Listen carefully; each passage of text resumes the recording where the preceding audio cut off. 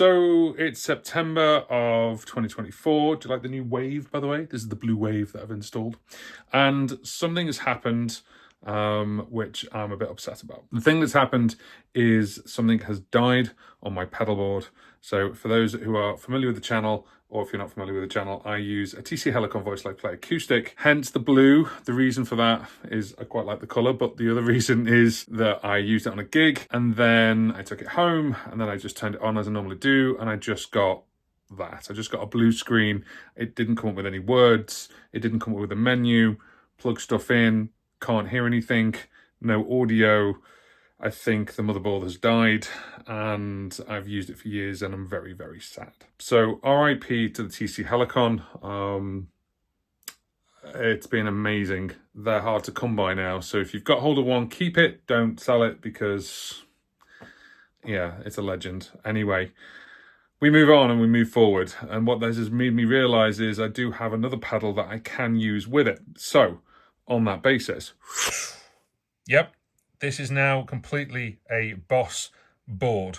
So we're going to go with the VE500, which is connected to the RC600. Now I still have my Sonicake ABY and I also have my Vespress. This is something new. Don't worry about that. Now the great thing is I have the opportunity to use this and edit it up, but also I have the opportunity for MIDI, which I never had before.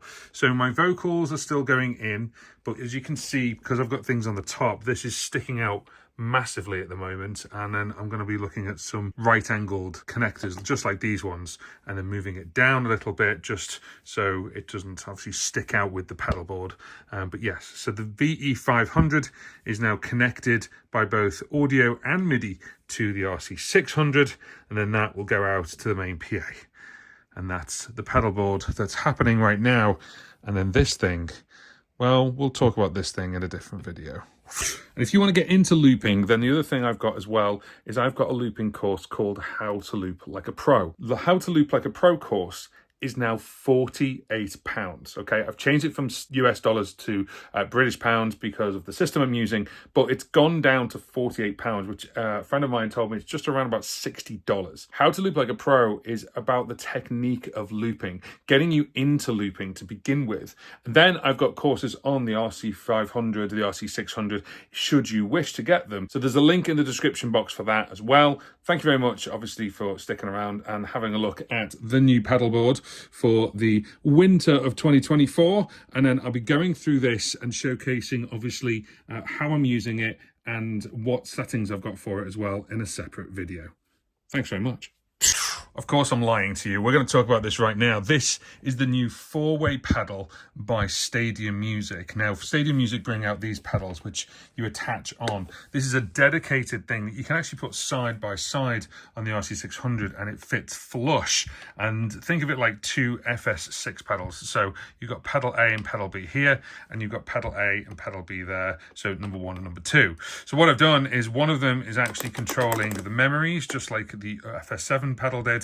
And then the other one is plugged into the VE500. I haven't actually decided yet what that's going to do. Toppers, these toppers, basically for now, these are the Sonicake toppers for now. I may very well switch over to these so it's all the same, but we'll have a look. This thing is awesome. It's solid because I'm using 3M dual lock on everything.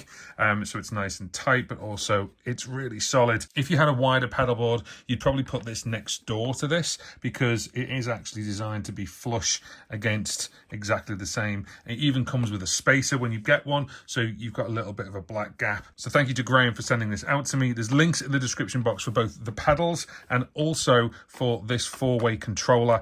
Now, one of the major advantages of obviously controlling everything together and using MIDI is so when I've got a delay, for example, and I make a loop, the loop will dictate the BPM and then the delay will be in time.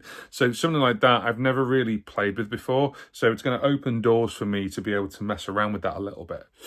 Oh yeah, one thing before I go, the VE500 is actually 9 volts in power, the same as the RC600. So I didn't have to change the voltage on the battery bank that I use because that pedal board is completely battery powered. If you want to see that video, then that's that video right there. And the link that's just come up is to the course. Go get it.